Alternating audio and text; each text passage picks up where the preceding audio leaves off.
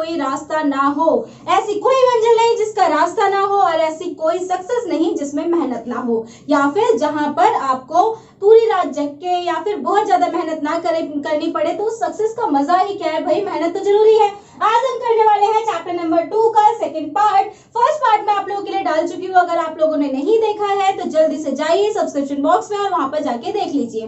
और उसमें लास्ट में मैंने एक क्वेश्चन दिया था सोवियत संघ का विघटन, बट एक्चुअली में कुछ बच्चों का मैसेज आया था कि मैम वंस मोर सोवियत संघ का विघटन आप एक और बार समझा दें, तो मैं लेकर आई हूँ सेकेंड टाइम आप लोगों के लिए सोवियत संघ का विघटन, जिससे कि आप लोगों को बहुत अच्छे से याद हो जाए। इसी तरह से कॉपी में आपको चार्ट बना लेना है, क्योंकि आपको ये बहुत जल्दी एक बार में देख के याद रहेगा। फिर तो हम बात करते हैं इसकी। हम इसमें 3 टॉपिक पढ़ने वाले हैं। एक्चुअल में इस टाइम पे मुझे बहुत अर्जेंटली काम करना पड़ रहा है, इसलिए थोड़ी सी वीडियोस स्किप हो रही है, लेकिन बस 2-3 दिन और काम जल्दी से निपटा के मैं आपके लिए जल्दी जल्दी वीडियो लेकर आऊंगी।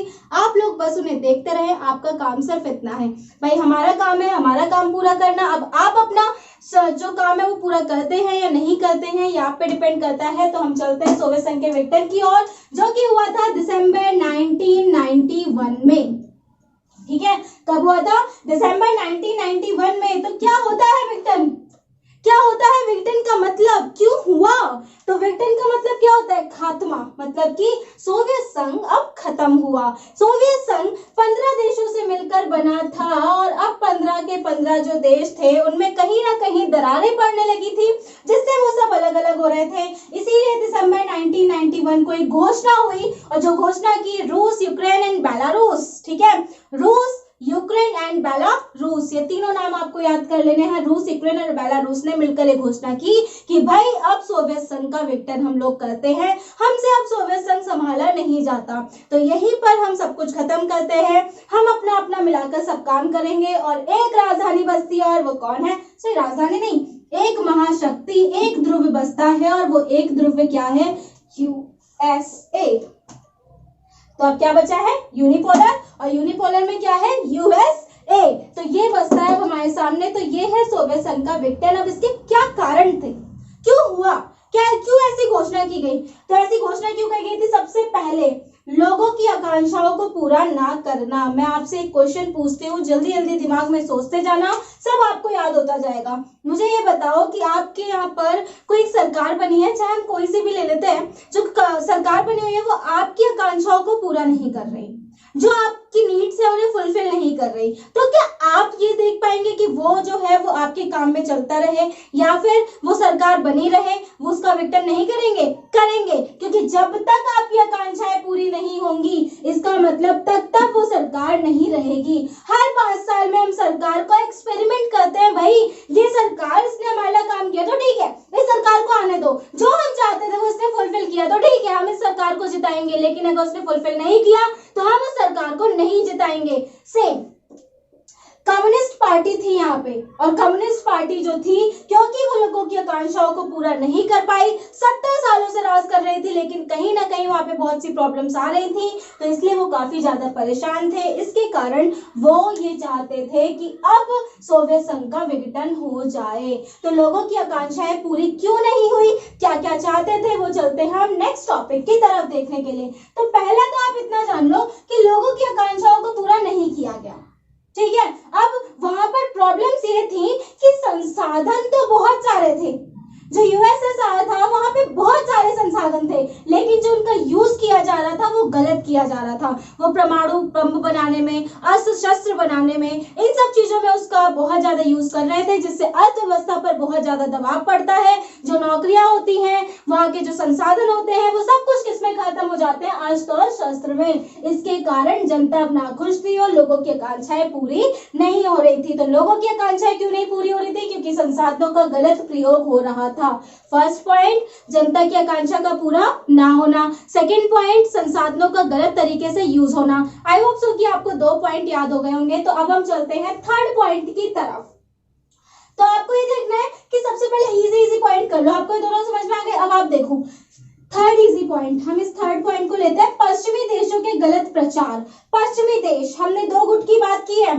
जब हम यूएसए की बात करते हैं तो वहां पर आता है पश्चिम की बात, और जब हम सोवियत संघ की बात करते हैं तो वहां आता है पूर्वी की बात। तो इसका मतलब ये सब कुछ कहाँ हो रहा है? पूर्वी देशों में, और जबकि यहाँ पे किसकी बात की जा रही है, पश्चिमी देशों की। आपको जेलस फील होता है अपने पड़ोसी देश से, अपने पास से नहीं होता। तो आपने ये देखा कि भाई वो तो ग्रोथ कर रहे हैं, ठीक है, और हम नीचे जा रहे हैं, हमारी सरकार अच्छा काम नहीं कर रही है। तो इसका मतलब सरकार ने क्या कहा था कि पश्चिमी देश कोई ग्रोथ नहीं कर रहे हैं, वो बहुत ज्यादा परेशान हैं, उनके देश में कोई विकास नहीं हो रहा क्योंकि वो पूंजीवादी को अपना रहे हैं और हम साम्यवादी को अपना रहे हैं, तो हम उनसे बहुत आगे हैं। लेकिन वहां की जनता को एक खबर मिली कि भाई पश्चिमी देश तो बहुत आगे जा रहे हैं, तो क्योंकि उन्होंने उन्हें झूठ बोला, उन्हें ये पता चला कि वो सब गलत है, तो वो लोग नाखुश हुए और लोगों की आकांक्षाएं पूरी नहीं हुई और सोवियत संघ का हो गया विघटन। तो आपको 3 पॉइंट समझ में आ गए होंगे। सबसे पहला, लोगों की आकांक्षाओं को पूरा ना करना। सेकंड पॉइंट क्या है आप लोगों का, जल्दी जल्दी बताइए। सेकंड पॉइंट आपका ये है कि संसाधनों का गलत प्रयोग होना। संसाधनों का प्रयोग क्या हो रहा था, बहुत गलत हो रहा था।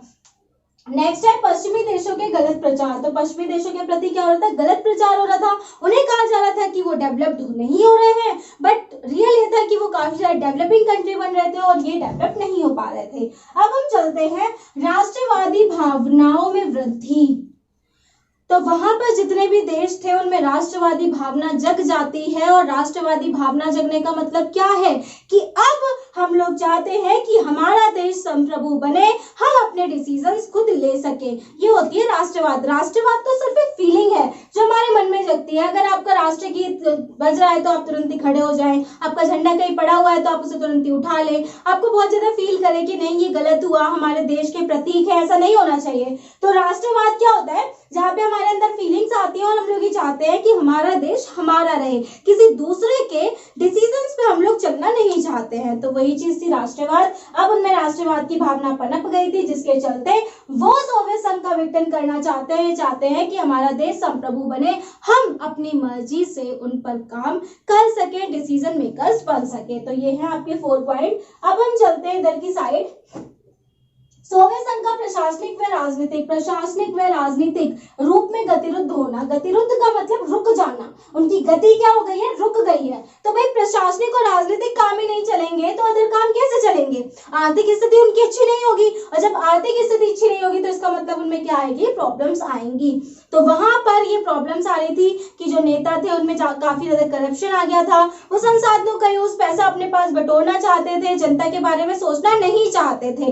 अब वो लोग कोशिश तो कर रहे थे, लेकिन उनकी जो कोशिशें थी वो जनता के हिसाब से पूरी नहीं हो सकी, जिसके चलते सोवियत संघ का विघटन हुआ। और उनकी गति क्या थी, रुद्ध थी, मतलब रुकी हुई थी, चलती थी फिर रुक जाती थी, चलती थी फिर रुक जाती थी। तो ये बहुत बड़ी प्रॉब्लम थी। नेक्स्ट है गोर्बाचेव के प्रयत्न। भाई हमने बात की थी मिखाइल गोर्बाचेव, जो कि यहाँ के सचिव बनते हैं और सचिव बनने के बाद बहुत से सुधार करते हैं, लेकिन वो सुधार बहुत धीमी गति से होते हैं। भाई पेशेंस नहीं होता है लोगों में, जो करना है जल्दी करो, तो वो जल्दी जल्दी काम हो नहीं पाया, इसीलिए गोर्बाचेव के प्रयत्न पूरे नहीं पड़ पाए और सोवियत संघ का विघटन हुआ। तो आई होप सो कि आपको सोवियत संघ का विघटन समझ में आ गया होगा। सिर्फ इतना ही सुनकर आपको याद हो जाएगा, सिर्फ आपको ये चार्ट बनाना है। आपको अगर इस क्वेश्चन का आंसर लिखना है तो मैंने जो फर्स्ट वीडियो है उसमें लास्ट में इस क्वेश्चन का आंसर भी दिया है, आप जाकर वहां पर देख सकते हैं और लिख सकते हैं, आपको काफी हेल्प मिलेगी। तो समझ में आ गया होगा। तो जैसा कि आपने इसे समझ लिया है, अब ये सोवियत संघ का अगर आपने विघटन समझ लिया है, तो अब हम नेक्स्ट वीडियो थोड़ा टाइम बाद लाएंगे। आप लोग ज्यादा से ज्यादा इसे लाइक शेयर करें। थैंक यू सो मच इतने ध्यान से पढ़ने के लिए। आपका साथ है तो ही मैं इतना सब कुछ कर पा रही हूँ, तो अपना साथ बनाए रखें। Thank you so much.